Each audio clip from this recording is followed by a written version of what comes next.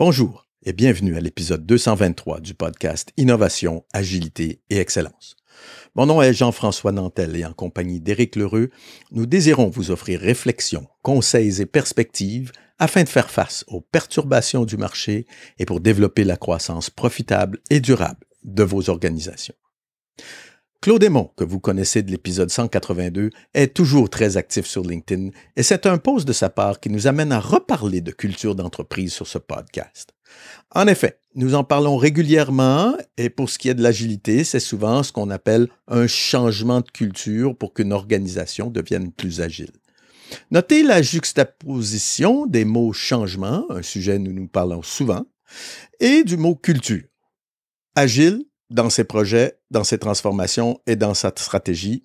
C'est aussi pourquoi la plupart des initiatives pour implanter Agile dans l'organisation sont difficiles et échouent plus souvent qu'elles ne réussissent, laissant derrière elles souvent des mauvais souvenirs ou un goût amer. Nous en avons déjà parlé à l'épisode 50, donc en 2022, il est temps d'en reparler un peu. Donc dans cet épisode, nous examinons l'importance d'agir stratégiquement sur la culture d'entreprise et ce, de manière agile, autrement dit, de manière incrémentale et itérative. Bonne écoute!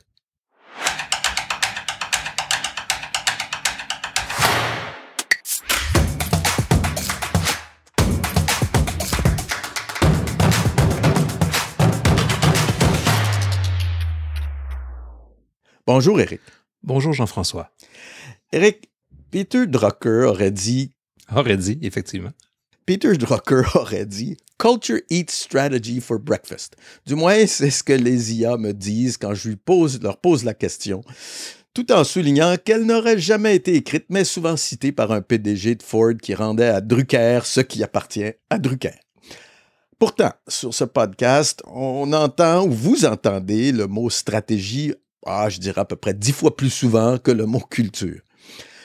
À l'épisode 50, dont je parlais un peu plus tôt, nous la définissions ainsi. La culture, c'est un ensemble de caractéristiques, de légendes, de récits, de mythes, de comportements, de traditions, de règles.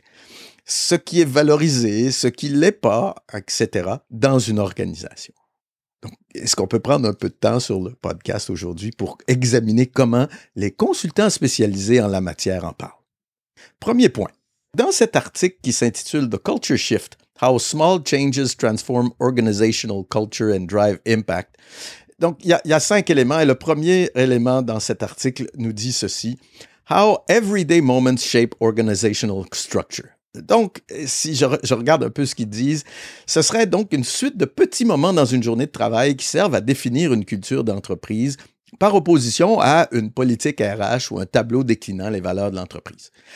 En France, c'est toujours important de prendre du temps le matin en arrivant au travail pour aller saluer en personne ses collaborateurs et ses collègues, alors qu'au Canada, aux États-Unis, on file directement à son poste de travail. C'est important de montrer qu'on est présent et qu'on est actif.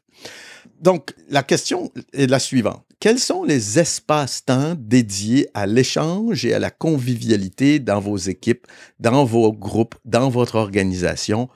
Qu'est-ce qui s'y passe? Et surtout, est-ce qu'il y en a depuis qu'on est passé au mode télétravail ou hybride? Quand on parle de changement ou de transformation, il faut clairement se poser la question, quels sont les éléments de la culture d'entreprise qui facilitent ou qui pourraient au contraire freiner les efforts des équipes responsables de piloter ces changements et ces transformations, ou d'animer ou de piloter ces changements et transformations? Donc, ce serait peut-être intéressant d'explorer ou de regarder ou d'observer, encore une fois, je vais revenir 2-3 fois là-dessus, d'aller voir comment vos collègues se comportent en réunion, au quotidien, à la cafétéria d'entreprise, comment est-ce qu'ils s'expriment, comment est-ce qu'ils donnent et ou demandent de l'aide, ainsi de suite, pour vraiment voir un peu tous ces petits moments d'une journée qui reflètent la culture d'une organisation. Qu'est-ce que tu en penses? Jean-François, pour remettre des choses, c'est vrai qu'on parle plus souvent de stratégie que de culture. C'est pas parce que la culture n'est pas importante. Clairement, c'est un sujet hyper important, mais c'est parce que la culture vient appuyer, vient renforcer, c'est un enabler, un facilitateur, je pense, de premier plan. Est-ce que maintenant, Drucker a dit ça. Moi, c'est le contraire. Ce que j'ai entendu dire, c'est que c'est beaucoup plus une légende urbaine. Ceci dit, on pourra rentrer dans un débat plus tard à savoir qu'est-ce qui vient en premier et pourquoi. Je pense pas que c'est un vient avant l'autre. Je pense un doit s'appuyer sur l'autre. Et la culture est, comme tu le dis, bien évidemment, la somme des comportements qui sont valorisés, qui sont observés. Les normes en font partie, ça influence les comportements aussi. Je pense que c'est tous des éléments qui sont des repères ou des pointers auxquels il faut porter attention. Et en bout de ligne, ça reste un facilitateur, ça reste un des éléments qui est primordial. On va pouvoir en parler aujourd'hui. Il faut ne pas être réactif par rapport à la discussion de la culture. Je pense qu'il faut l'aborder de façon très proactive. Ça facilite la stratégie, ça facilite l'innovation. On en a parlé notamment avec Mylène Boucher lors de notre rencontre sur le podcast 222. Donc, la culture, c'est pas l'un ou l'autre, ou l'un avant l'autre. Je pense que ça ne remplace pas la discussion sur la stratégie de l'innovation. Ça vient au contraire être un élément multiplicateur du potentiel de la stratégie de l'innovation. Ouais, quand tu parles de l'entrevue avec Mylène au 222, je suis tellement pas surpris parce que elle a une longue expérience chez Cascade où la culture de cette entreprise-là est extraordinairement forte, était très présente dans l'ensemble de l'organisation. C'est pas pour rien qu'ils s'appellent des cascadeurs, des cascadeuses à l'interne. Si t'as pas travaillé là, tu le sais pas. Enfin, cela étant dit. Et aussi, je pense que quand tu me dis ça, je parle souvent de regarder l'entreprise dans un continuum. Autrement dit, son histoire stratégique, elle a une histoire. Sa stratégie, elle a une histoire. Oui. Donc, dans ce continuum stratégique-là, il y a peut-être un continuum culturel aussi. Et peut-être il faudrait s'y passer. Est-ce que le fondateur ou les fondatrices, comment est-ce que, puis quand eux se sont fait remplacer ou quand eux ont cédé, encore une fois, c'est parce que c'est encore le podcast la semaine passée qui m'a fait regarder ce passage des frères Lemaire jusqu'à Mario Plourde et puis le passage le passage de Mario Plourde, là, maintenant, qui a pris sa retraite, je pense, c'est l'automne dernier. Ce sont des gros moments dans l'histoire de cette entreprise-là. Et puis, la dernière chose, c'est quand je dis souvent, moi, regarde comment une entreprise traite ses fournisseurs, ça va t'en dire long sur comment l'entreprise traite ses employés. Effectivement. Donc, pour moi, la corrélation est très, très forte. Et donc, c'est une question de culture, ça aussi. Qu'est-ce qui est valorisé? Valorisé, est-ce que c'est être dur avec ses fournisseurs ou est-ce que ce qui est valorisé, c'est créer de la valeur avec ses fournisseurs? Ça va vous donner déjà un exemple sur la culture.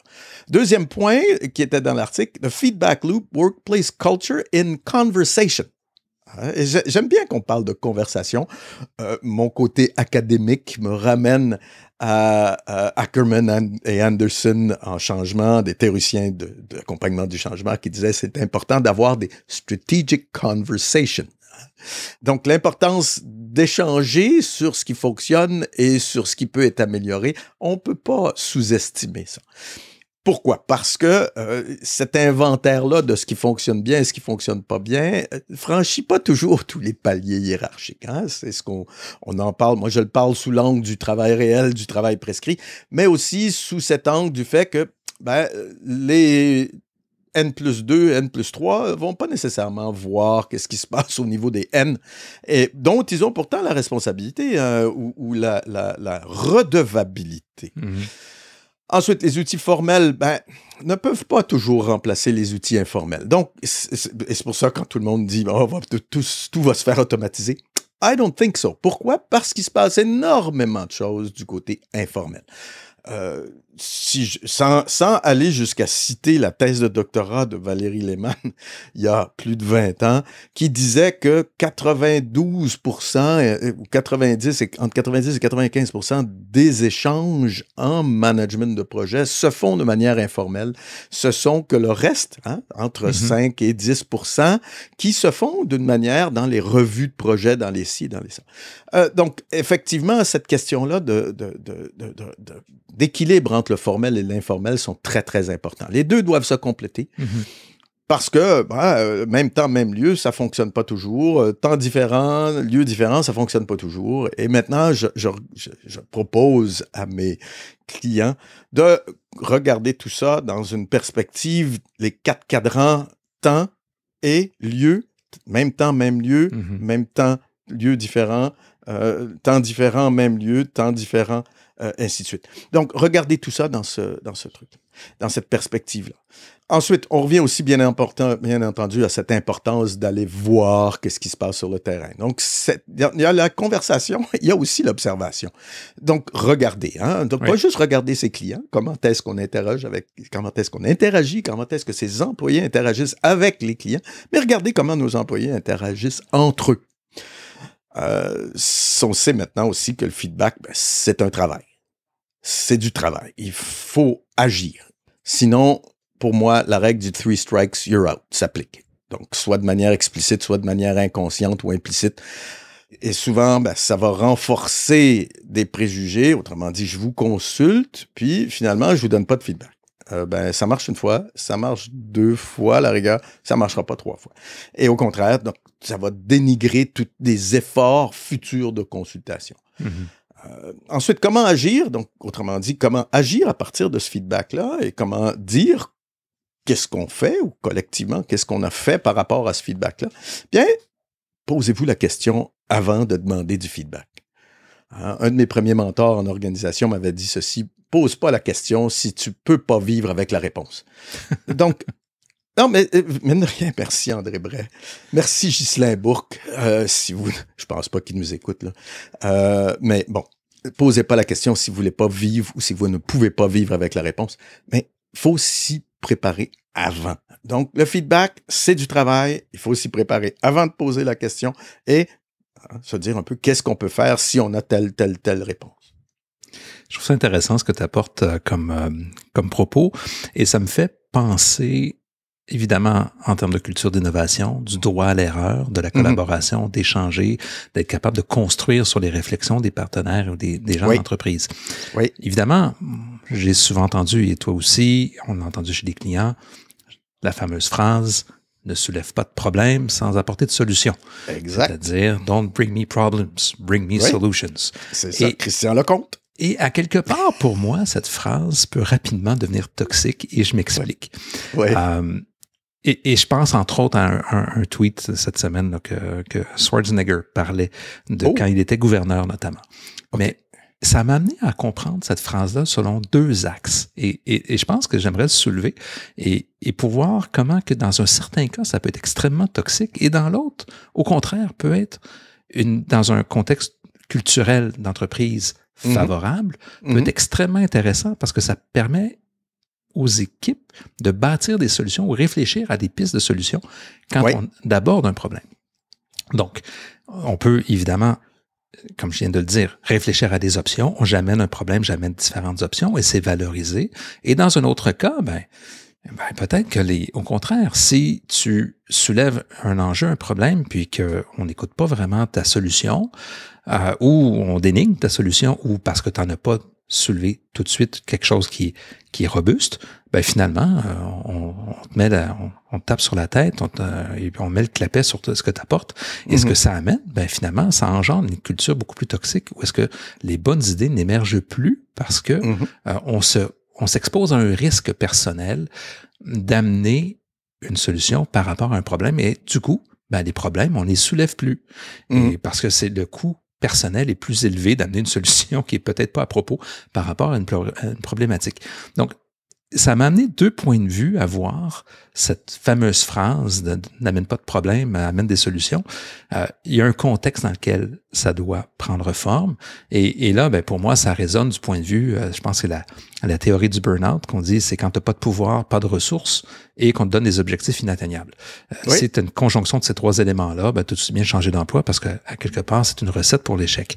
Et c'est là que la notion de culture, je pense qu'elle est importante, de la voir comme un élément facilitateur qui permet d'instaurer les normes et les moyens de faire en sorte que les gens travaillent ensemble pour pouvoir atteindre des objectifs communs et non la fameuse approche top-down, où est-ce que, justement, don't bring me problems, bring me solutions.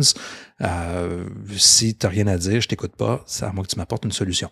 Et si j'aime la solution, je vais t'écouter. Si je ne l'aime pas, je te tape en arrière de la tête. C'est ça. Je pense qu'on a compris qu'on est peut-être plus dans un camp que dans l'autre. Et pour moi, cette réflexion démontre toute l'importance d'être proactif par rapport à sa culture. Oui, et j'aime bien que tu ressortes, c'était Christian Lecomte chez Bombardier qui disait ça, il dit « Don't bring me problems, bring me solutions ». Moi, je l'ai changé, c'est « Don't bring me problems, bring me diagnostics ». Après ça, on travaillera sur la solution ensemble. Mais au moins un bon diagnostic. Pourquoi est-ce qu'on a cette situation-là? Qu'est-ce qui cause ça? Fais-moi un Ishikawa, fais quelque chose. Mais les solutions, c'est bien, mais bon, je trouve qu'on a toujours tendance à passer du problème à la solution sans passer par la case diagnostic. Et là, le biais de confirmation ou nos biais s'expriment un peu mieux. Enfin bon, on en fera un podcast séparé sur cette question. Et je veux souligner, tu mentionnes un cas de figure, mais je pense qu'on l'a entendu souvent dans beaucoup d'organisations. C'est quelque chose qu'on a vu souvent même sur les médias sociaux, qui était valorisé à une certaine époque. Et le dernier commentaire que je veux faire là-dessus, c'est bien de dire, apporte-moi pas de problème, apporte-moi des solutions, mais encore faut-il que l'équipe ou les collaborateurs soient formés à, comme tu viens de parler d'Ishikawa, être formés en résolution de problèmes. Oui. C'est facile de dire, apporte-moi une solution, mais si tu ne formes pas ton équipe, si tu développes pas les compétences de ton équipe, c'est une recette, encore une fois, pour un échec. Ishikawa, moi, j'avais été formé à l'époque à Kepner-Trigo. C'était très intéressant. Si j'ai encore le bouquin, de temps en temps, je l'ouvre. Ça a pas mal vieilli, en réalité. Les outils de la qualité sont toujours très pertinents. Oui. Non, mais ça continue à bien vivre, même si c'est pas toujours très valorisé. Ça, c'est un autre sujet. Troisième élément dans l'article, Managers as Culture Makers. Les superviseurs ou les managers comme des faiseurs de culture ou des ambassadeurs de culture. Ça nous semble évident, bien entendu, mais pas sûr que ça apparaît dans la description de tâches dans beaucoup d'organisations. Enfin, moi, dans toutes les descriptions de tâches que j'ai faites, j'en ai fait pas mal dans ma vie de consultant. Je ne l'ai pas mis. Deviens un ambassadeur. Promeut la culture de l'organisation et de l'entreprise. C'est un peu ce qu'on veut dire, bien entendu, quand on parle d'exemplarité. Donc, c'est ce qui se cache derrière le mot exemplarité. Donc, tu personnifies ces éléments-là de la culture. C'est quelqu'un qui personnifie bien la culture de l'organisation. J'en parle souvent, moi, dans le management de projet, surtout dans l'accompagnement du changement. Pourquoi? Parce qu'il faut que ces changements-là soient personnifiés, parce que sinon, ça reste un truc, un machin qui vient d'ailleurs, qui vient de quelque part. Enfin, non, c'est important que ça ait un visage, que ça ait, à minima, au moins une image, un logo. Et aussi, Managers as Culture Makers, ça demande de monter dans la pyramide de Maslow des organisations. Et la pyramide de Maslow des organisations, je ne sais pas si j'en ai déjà parlé, c'est quelque chose qui part avec en bas. Les premiers éléments, c'est la réduction de coûts, ensuite la production de revenus, ensuite la satisfaction client, ensuite la satisfaction des employés. Et là, on arrive à cette question-là de culture. Cross-organization collaboration, la collaboration transversale, la capacité de l'organisation à fonctionner, les différentes fonctions à fonctionner ensemble et la qualité de ces relations-là. Une culture d'innovation et une culture d'agilité, autrement dit, de capacité de fonctionner de manière itérative et incrémentale. Et quand on parle de cette pyramide de Maslow des organisations, on s'aperçoit que la base est facile à quantifier, mais le retour ou la valeur créée par les éléments supérieurs est plus grande, mais beaucoup plus difficile à mesurer. Donc, c'est le paradoxe. On va souvent mettre de l'avant ce qui est facile à mesurer, réduction de coûts, augmenter mes ventes, même si the top line is vanity, bottom line is sanity, mais on reste en bas là, de la pyramide. Donc, faire du temps pour ces activités de construction de culture. Et puis aussi, bien, un petit conseil pour les uns et les autres ici. Attention aux promotions. Pour le ou la promu, est-ce que c'est bien ce que vous voulez faire? Est-ce que c'est quelque chose avec lequel vous vous sentez à l'aise? Et pour le recruteur ou celui qui promeut quelqu'un, ben, cette personne sera-t-il ou elle un ou une bonne ambassadeur, ambassadrice de la culture de l'organisation? Je pense que c'est une question fondamentale à se poser, plutôt que de se dire, est-ce que cette personne-là a les compétences X, Y, Z pour le faire, ou l'expérience X, Y, Z pour le faire, etc., etc. Je ne sais pas ce que tu en penses. Ouais, vois-tu, le premier élément à quoi je réfléchis quand j'entends ce que tu dis, je pense à Good to Great, Jim Collins, qui disait Get the right people on the bus. Et après, tu vas travailler l'élément de compétence, l'élément des pratiques d'affaires, etc. Donc, l'élément d'alignement par rapport à la culture, d'alignement par rapport à la vision, très important. Ça remet l'importance d'intentionnalité quand on parle de culture. Et quand tu parles de promotion, quand tu parles de recrutement, pour moi, ça me fait penser tout de suite à savoir non seulement qui on veut recruter, mais quels sont les choix qui sont faits par l'équipe qui recrute. Ce que je veux dire, c'est, je donne la promotion à qui? C'est pas tant qu'est-ce que la personne va dégager ou va intégrer dans sa culture, par rapport à la culture de la personne qu'on recrute, mais moi, je veux mettre l'intention ou le focus sur celui qui donne la promotion. Parce que les comportements sont reflétés par les choix, les actions, les décisions, qu'est-ce qu'on dit, mais aussi par les activités de promotion qu'on donne. Donc, j'ai déjà vu dans une organisation où est-ce qu'on parlait de collaboration, où est-ce qu'on parlait que c'était de l'amour fraternel, que tout le monde devait travailler ensemble. Et quand on regardait comment se donnaient les promotions, honnêtement, là, je pourrais avoir des signes de multicaractère qui pourraient définir la personne qui gagnait les promotions. C'était pas du tout aligné par rapport à ce qui était véhiculé comme message. Donc, qu'est-ce qu'on doit regarder? Est-ce qu'on doit écouter et dire, voici qu'est-ce qu'on promouvoit comme type de culture, ou voici ceux qui sont promus, sur quelle base? Et dans le fond, c'est que la main gauche ne parle pas du tout à la main droite. Donc, je pense que c'est important de réfléchir en termes d'intentionnalité par rapport à les choix qu'on fait, tu le soulèves par rapport aux promotions, par rapport à qui on choisit, mais il faut drôlement porter attention aussi de comment qu'on fait le recrutement, comment on fait les promotions. Un autre exemple, on a des organisations qui se targuent de parler, de développer les compétences de leurs équipes, et dès qu'il s'agit de choisir des exécutifs, vont exclusivement à l'externe. Qu'est-ce que ça envoie comme message au reste de l'organisation?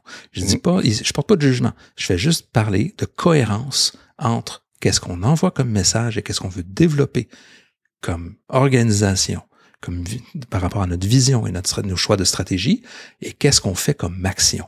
Et ça, je trouve ça toujours très curieux, parce qu'on envoie le message à quelque part que les gens à l'interne ne sont pas adéquats. Donc, si on parle de dirigeants qui sont à N-1 ou N-2 et qui veulent faire carrière dans l'organisation, ben on est en train de leur dire que malheureusement, le terrain de jeu sera jamais accessible pour toi, aussi bien d'aller ailleurs. Donc, c'est difficile après de parler de rétention de personnel, de s'assurer qu'on garde les compétences. Ben, pourquoi? Parce qu'essentiellement, on montre à l'organisation que ce n'est pas valorisé. Donc, il faut faire attention à la cohérence des choix qui sont faits, parce que ces comportements et ces décisions-là portent beaucoup plus loin, passent un message beaucoup plus profond que simplement ce qui est dit ou ce qui est affiché sur les murs dans l'organisation. Je suis 100% d'accord avec toi. Et je reprends l'exemple de Cascade. Pourquoi? Parce que j'ai amené souvent des étudiants français, 4 reprises, je crois, au siège social de Cascade, à Kings et Falls. Et à chaque fois, le PDG se rendait disponible. Les 3 premières fois, c'était Alain Lemaire. La 4e fois, c'était Mario Plourde, qui prenait 1 heure pour nous présenter l'entreprise, présenter comment l'organisation voyait son avenir, etc., etc. Non, même une 5e fois avec Boralex aussi, le fils de Bernard Lemaire, qui était jusqu'à tout récemment encore à la tête de Boralex. On vieillit.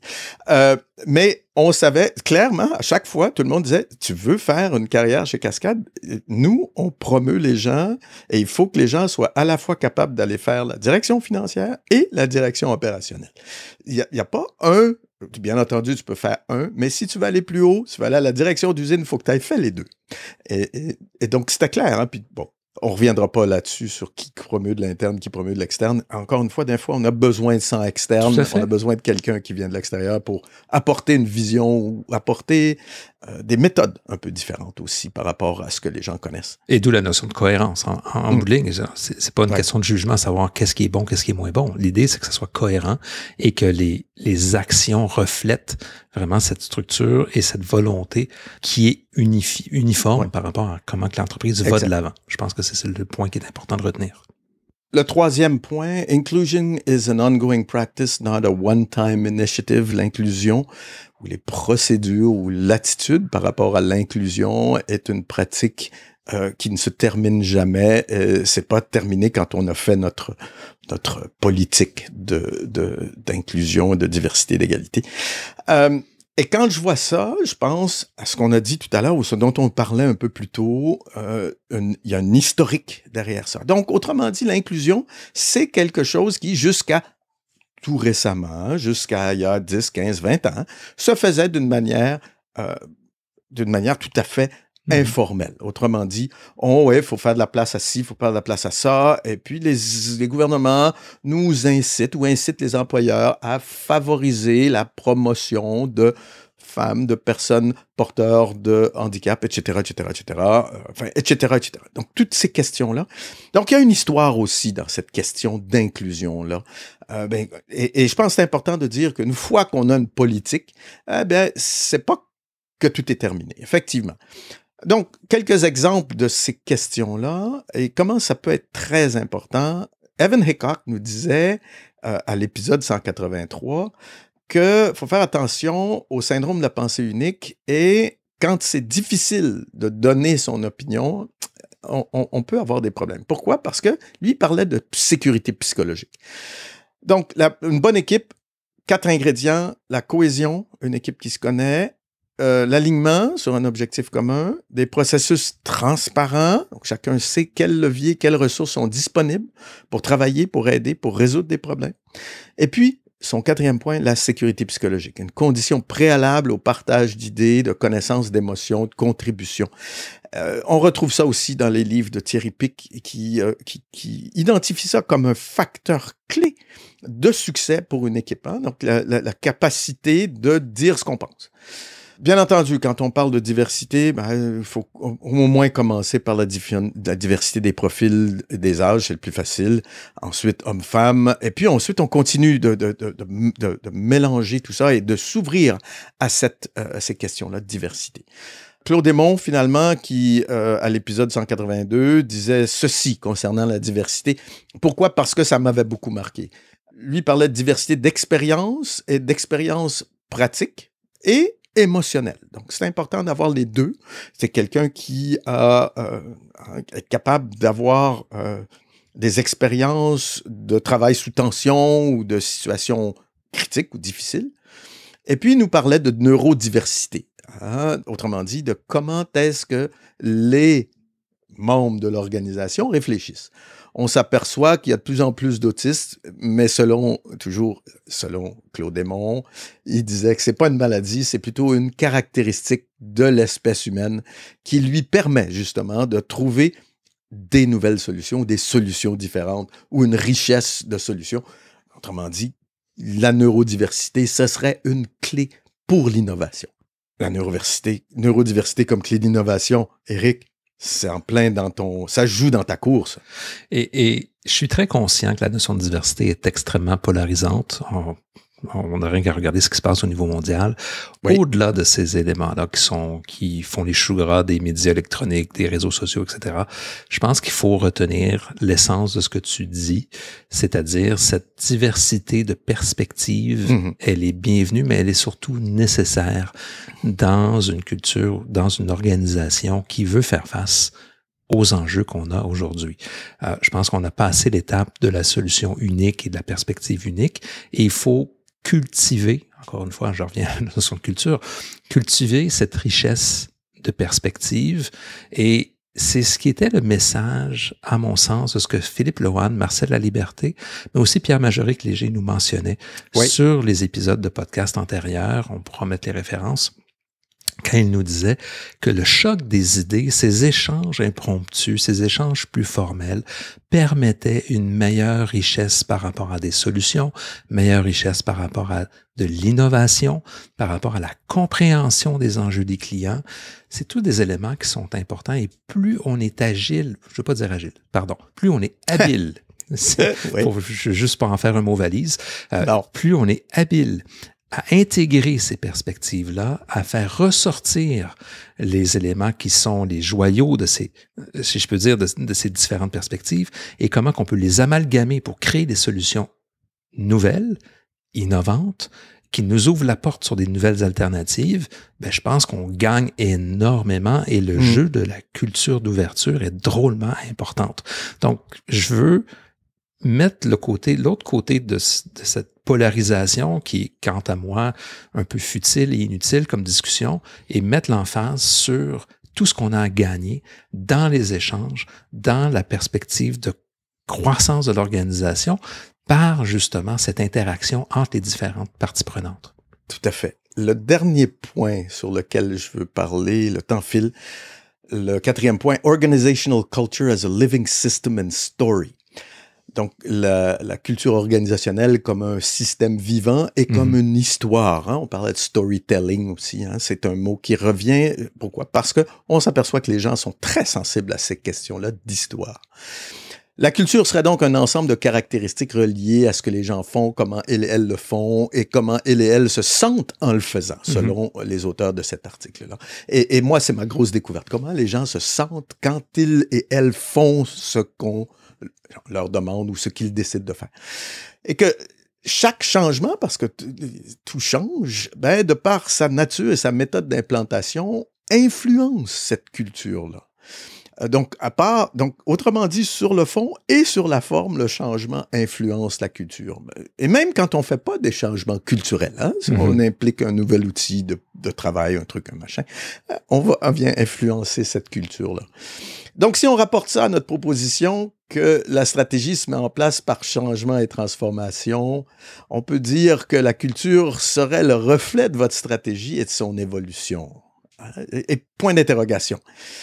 Si ça vous semble évident, revenons à Peter Drucker, Culture Eats Strategy for Breakfast. Hein? Donc, je vous laisse répondre à la question, qu'est-ce qui vient en premier? Culture ou stratégie? Œuf ou la poule? Je pose la question à ChatGPT. Sais-tu ce que ChatGPT me répond? Mais ça dépend de ta perspective. Si tu es dans une perspective évolutionniste, l'œuf vient en premier. Si tu es dans une perspective biologique, l'œuf vient en premier. Si tu es dans une perspective philosophique, les deux est en boucle. Et si tu es dans une perspective sémantique stricte, le débat devient complexe. Je vous laisse un peu là-dessus et je te laisse répondre un peu sur cette question-là, mais je pense que c'est important de voir ces questions de culture et de stratégie dans peut-être même une hélice de type ADN qui s'entrecroisent et qui se nourrissent l'un l'autre. Je ne sais pas ce que tu vas en penser pour terminer ce podcast. Ma première réponse, je remets encore en question, c'est vraiment Drucker qui a dit cette affirmation-là. Mais ce que je retiens cependant, c'est quand je parlais de facilitateur, je pense que tu peux pas avoir une discussion sur la stratégie sans inclure une discussion sur l'innovation, sans inclure une discussion sur la culture. Les moyens, qu'est-ce qui facilite? Tous ces éléments-là s'influencent mutuellement et font partie de la même discussion. Donc, pour moi, c'est comme je le disais au tout début, c'est pas l'un ou l'autre, c'est l'un et les autres et doivent faire partie d'une série de décisions cohérentes. Ceci dit, on le sait, une organisation, c'est vivant. Ça implique des éléments intangibles, tu en as mentionné plus tôt dans la discussion. C'est d'abord un collectif, donc, quelque part, quand on parle de culture, bon, j'ai peut-être pas l'image adéquate en disant ça, mais c'est un peu l'huile ou le lubrifiant de l'organisation qui permet, ou comme on dit au Québec, la graisse, qui fait en sorte que l'organisation fonctionne. C'est ce qui permet de faire en sorte qu'on a des rapports ensemble qui nous permettent de faire évoluer l'organisation. Et ça me faisait penser, quand on préparait l'épisode, j'ai travaillé dans des organisations qui avaient des cultures extraordinaires. J'ai travaillé dans des organisations qui avaient des cultures parfois toxiques, à la limite mécaniques, c'est-à-dire qu'on était tous des cogs, comme on dit dans l'organisation. Oui. J'ai vu aussi des clients que j'ai pu accompagner qui ont pu radicalement transformer leur culture pour supporter une restructuration, parce qu'ils passaient d'une structure qui était très mécanique, très toxique, et la façon de passer à la restructuration était d'impliquer les gens, était de faire en sorte qu'au comité de direction, les gens aient le droit d'avoir des opinions, aient le droit de soulever des problèmes et peut-être pas toujours avoir une solution, mais que collectivement, ensemble, on réfléchisse aux solutions. Donc, ce droit à l'erreur-là, ce droit d'explorer, comme je le mentionnais tantôt, pour moi, quand on parle d'une discussion de culture, on a ces deux pôles-là, ces deux extrêmes, et les organisations vont naviguer dans un ou dans l'autre. Et encore une fois, il faut considérer cette notion de cohérence. Et pour un dirigeant, c'est y accorder toute l'importance et la reconnaissance qu'il s'agit vraiment d'un levier. C'est capital d'être pleinement conscient que ça a un potentiel significatif et il faut être conscient de la nécessité d'être proactif à son égard. Et c'est pour ça, quand tu me dis au tout début, est-ce que c'est l'un ou l'autre, un et l'autre ou une hélice, à quelque part, c'est tous des éléments de discussion qui sont extrêmement imbriqués et qui peuvent avoir une influence majeure sur le succès ou l'échec d'une organisation. Merci, Éric. Merci à vous aussi qui nous écoutez. Nous espérons que cet épisode vous a plu. Vous pouvez bien entendu consulter les notes au www.inteliaconsulting.com/épisode 223 et nous vous invitons à vous inscrire à notre newsletter hebdomadaire sur le site. D'ici notre prochaine rencontre, nous vous souhaitons à toutes et à tous une excellente semaine et à bientôt, Éric. À très bientôt, Jean-François. À bientôt tout le monde.